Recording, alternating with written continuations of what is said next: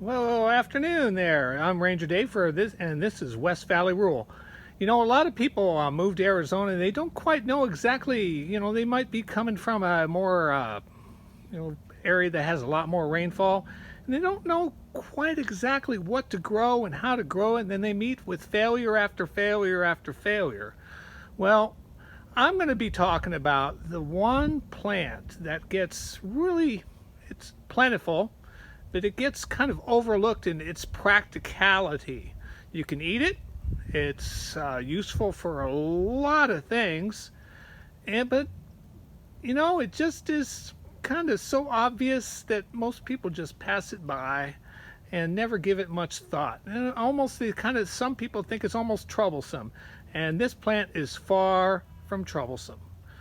And that is your prickly pear cactus.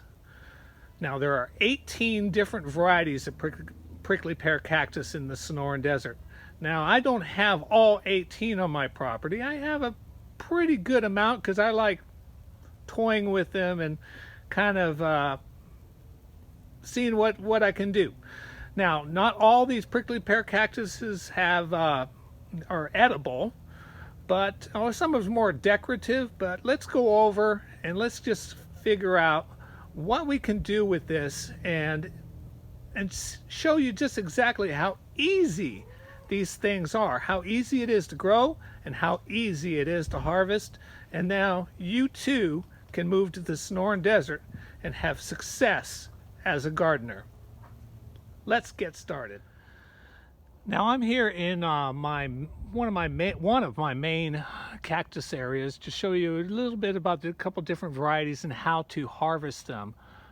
This is the smooth or the thornless variety, and I use that for a couple different things. You can actually, that's the easiest ones to eat a pad if you were going to process it and eat it.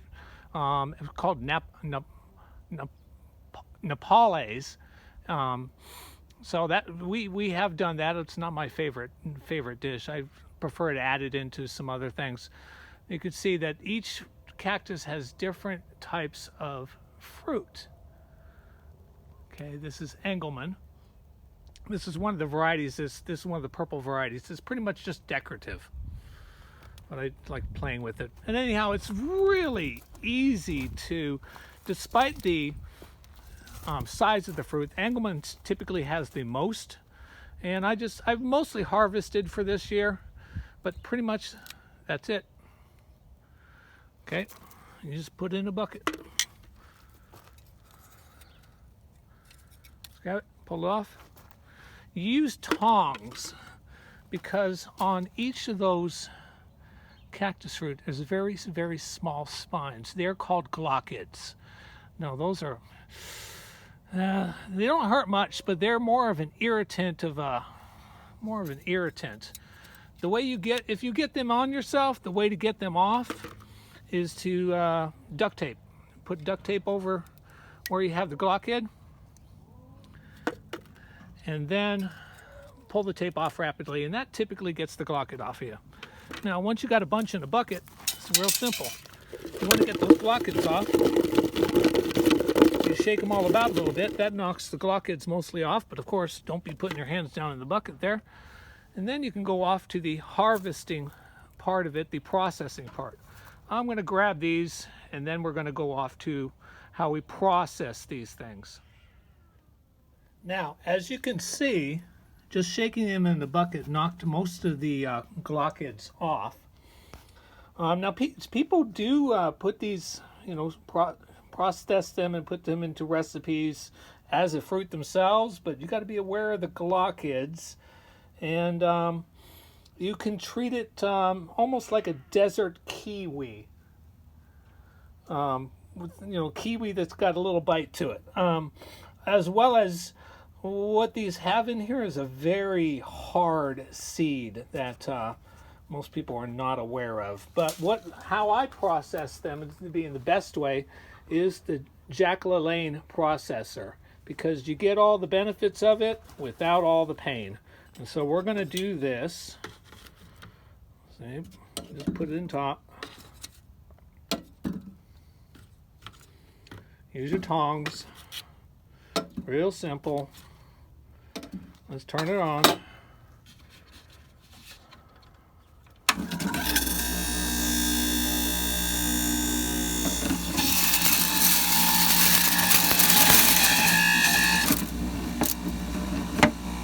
look at the juice that comes out of there. This can be boiled down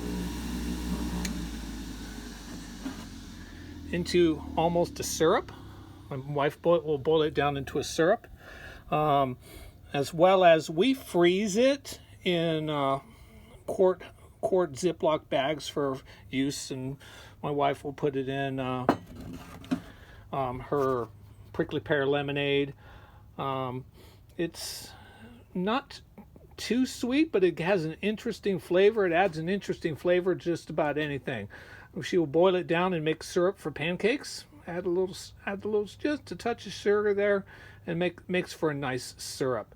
But it's a good element to add into a lot of recipes. Now, before we move on, I thought I'd mention a couple things about the seed there. These seeds are so hard that chickens don't like them, if you can believe that. They will eventually eat them, but you can pour out a whole pile of these in front of the chickens, and they don't even like them. So it's a very hard seed. It's one of those teeth-breaking seeds. So when you I just toss them out to the chickens. They eventually eat them, but that's not much you can do with those seeds. Incredibly hard they are. As well as, there's one thing to note about the prickly pear juice. Now look how much that can stain. You would think that's would really ruin a shirt. Yeah, it can, if you use enough of it, I suppose. But it's a very water soluble. It's very water soluble. So you can have a shirt that's really just almost soaked in it, and it'll mostly come out. It's quite unbelievable how much of that you can throw on something and it'll still come out. Now, another thing for the fruit, if you got a sulcata tortoise, oh my, they love them. So I harvest essentially what we need for every year off of our plants, and pretty much the rest of it goes to our tortoises, which is a good balanced diet for them. And that's probably where those are going to go, because they really like them. I don't think I've given them any of those today. All right, let's move on. Now, some may not be able to believe that you can eat cactus. Well,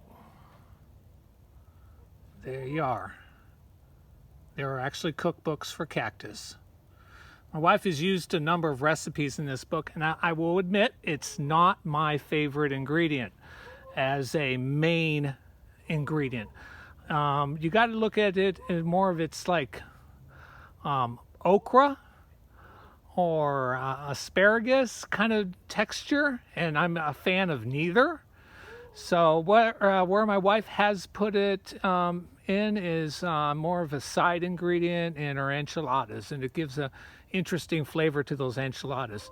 And we prefer to use for obvious reasons, the thornless ones, because there's very little cleanup. You just kind of wipe any small little glochids that are there, and there's hardly any, off. You clean them up real good, slice them up, and put them in.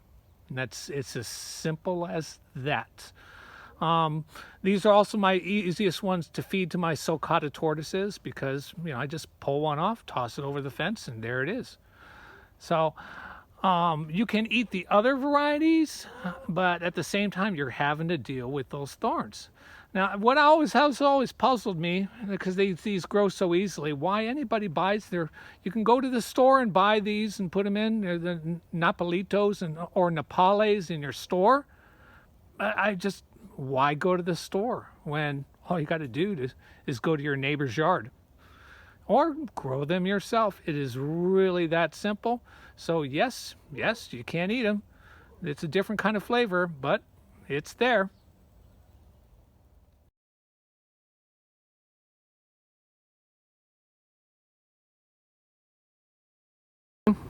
So you want to plant prickly pear and you just don't know how because, well, with all those stickers, it seems like a complicated process. Well, so I brought my rake, brought my shovel, and I brought my trowel. So I'm all ready because I need none of it. This is how you plant prickly pear.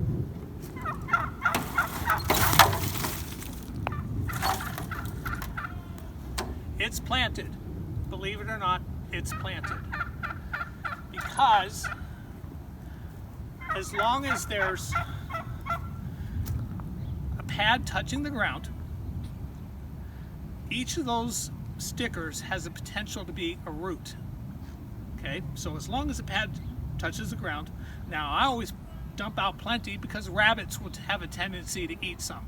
Now the best time of the year is in the fall after good rain. You can plant them any time of the year, but best time is in the fall after good rain when those pads are nice and fat and have a lot of energy to potentially put into a root. Other than that, there it is. It's planted.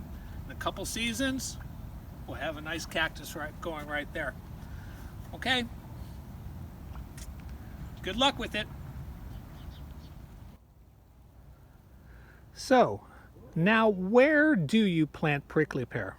Now I have my stands that are more decorative and easy to harvest, and I also plant prickly pear in areas of runoff that I want to slow erosion, but at the same time I don't personally want to drag a drip line out there and add anything that's going to really need water. So along this stretch here I generally see some runoff, and I am gradually going to be taking care of that and slowing off that runoff. Now, Tonopah has, in our area, Tonopah has problems with dig under, or dogs that tend to dig under fencing. Now, they're going to show you a real cheap way to solve that. And it's solved by your prickly pear. This stand here, the neighbor was keeping his gate closed, but they couldn't do that anymore. So actually, about a month ago, saw some dig-ins along this fence line.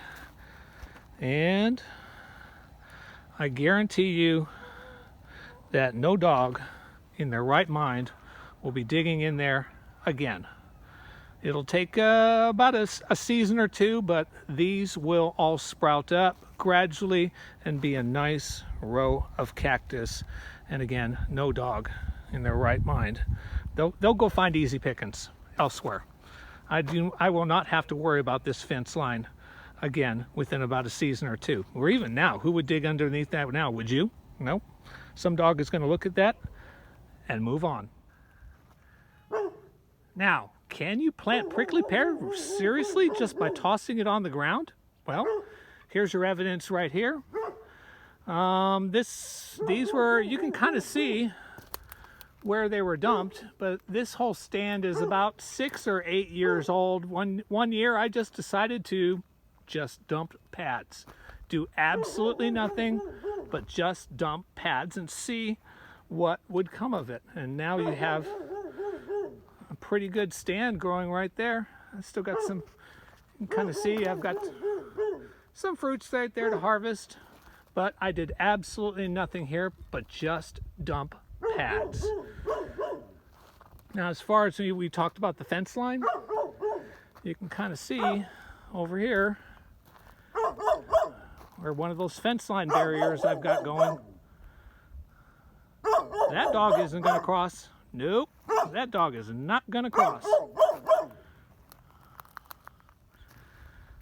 Well, again, this is something anybody can garden, and it has many practical purposes. Food qualities, fencing qualities, decorative qualities, and it takes very little effort. Anybody can grow this extraordinary plant and be the envy as a gardener with a nice yard filled with prickly pear. Well, I hope that's been helpful, and you've maybe learned a little bit about one of my favorite plants, and maybe you get a little start on yourself and see what you can do with it yourself. Okay? This has been Ranger Dave for West Valley Rural.